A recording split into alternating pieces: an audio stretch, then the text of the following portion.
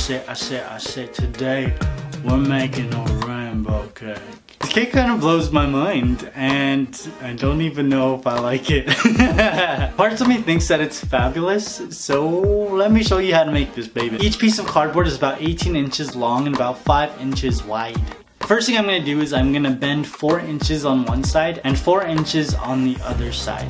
Then I'm going to Vanna White this again because we need a mug. I'm going to take my piece of cardboard and I'm just going to fold it around the mug. This is going to be the bend at the bottom of our rainbow. I'm going to take a glue gun and I'm just going to glue the two sides together to create a D. We all know how I like the D. I really want to reinforce this piece of cardboard, so I'm going to take the second piece of cardboard and do the exact same thing and bend it around the mug. Then I'm going to take my glue gun and glue it to our D. Just cut off the excess with a pair of scissors. Now this is going to touch our cake, so I'm going to cover the entire thing with tin foil. I'm just using a hot glue gun to make sure that it all sticks. And boom! Our D is complete. That's a beautiful D. Nice and thick. Now I want the inside of this rainbow to be as colorful as the outside. So I took all of my cake batter and just started dyeing it 7 different colors, starting with the red. Just mixing it in with my spatula until the color was fully incorporated. It's the same process with all of the batter. I don't really know what to say during this process, but I just thought it would be really fun to watch. Shooting these eagle eye technique videos makes me feel like one of those professional BuzzFeed videos, you know, where they're making something with bacon and cheese. Why does all those videos have bacon and cheese in it? Do you guys know what I'm talking about? I placed all of my batter into baking and I actually bought this at the 99-cent store. I bought 7 of these because they were so cheap. Now you're gonna bake these in the oven at whatever time it says on your recipe or on the box. No, I use the box, you guys. Then I'm going to take it out, make sure that it cools, and then level it off with my cake leveler. Now I want all of the cakes to be 5 inches wide, so I created a template using a piece of cardboard and just cut out the perfect shape using a serrated knife. Just repeat this process with all of the cakes. If you guys can tell the green layer that's in the middle, God, it was giving me such a hard time. If this cake layer was a person, we wouldn't be friends. Now just like our cake batter, I'm going to do the exact same thing with our icing and create 8 different colors. All the colors except for white are going to be used on the outside, but I really want white in between each layer of cake. I just think it looks cute. That's all. So I have my cake board, I placed my D on top, and now I can start building my rainbow. So the first layer is red. There's several of these cakes I actually cut in half so that they can go on both sides of the rainbow. Placed it right up against the D and just added a layer of vanilla buttercream. Then I'm just gonna smoothen it out with my offset spatula and then add on my next layer of cake. And just repeated that process with orange, yellow, and then green. And if you tell, like, the green is like falling apart, I don't know why, this guy like didn't want to cooperate. Green is actually the last layer that will be affected by the D. And there was some space I needed to fill in at the top, and I just filled it in using some green cake scraps. I'm sorry. And I just filled it in using some green cake scraps. Then I added a layer of buttercream and then added on another layer of cake.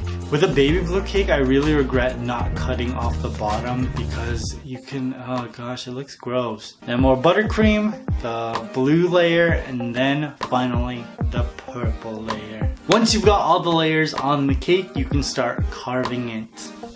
Just using the bend of the D as a guide to carve this cake to make sure that it's the same width all the way through. And I'm just going to carve the cake until all of the edges are rounded. And this green layer is like falling apart. Gosh, he's like the guy that I wish I hadn't invited to the party.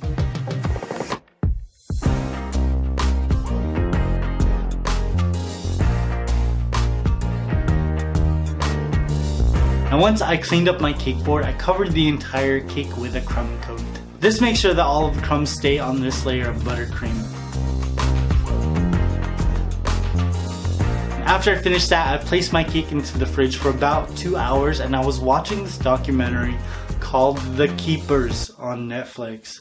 Holy moly. Crazy stuff, you guys, is happening in Baltimore. After I finished watching 2 episodes, I took my cake out of the fridge and I started adding a decorative layer. Because we're creating a rainbow, we're doing a lot of color blocking. Really don't want this to be flat, so I'm using a lot of different tips to make sure that each color has a lot of texture. I'm even adding in some sixlets and some pearl sprinkles. Now they're not the exact same shade of color as the buttercream, which gives this piece a lot more depth because you have the colors within the colors. Once you've finished your first layer, you can repeat that process with the other colors. So next we have the blue, then the baby blue, the green. Who invited that guy? Then the yellow. Oh, I like that yellow. I could hang with that yellow. And then the orange. Now for the orange, I actually couldn't find orange sixlets or pearl sprinkles, so I'm just using a lighter shade of orange buttercream to make sure that there is that variation of color within that line. Then we're gonna finish it off with the red.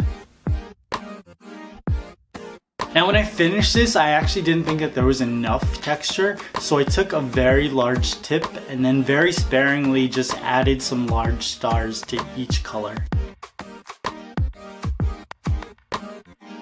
I even added some gumballs to the red because there was a lot more space there than the other lines.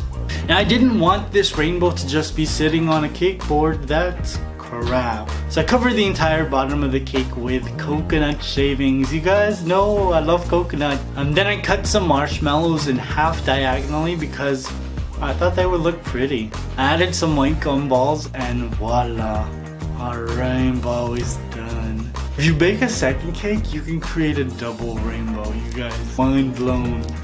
Now if you follow me on Instagram, or if you hit that notification button and follow me in the community tab, then you know that I kind of have mixed feelings about this cake. I feel like I need to clarify. I think it's a stunning rainbow cake, and I haven't really seen any rainbow cakes that you can actually see through the other side of the rainbow. Like if this was at a party and you saw a hottie on the other side. But instead you just get this creepy guy. I don't think that it's as stylized as I imagined it to be, which is kind of why I feel underwhelmed. I'm like a Debbie Downer, I'm sorry guys. However, this rainbow represents so much more than my underachievement. It represents diversity, acceptance, pride. Because no matter who you are, where you come from, what walk of life you walk through, you're not alone. I am not just a me, I'm also a we. And we march with pride. I got you, homie.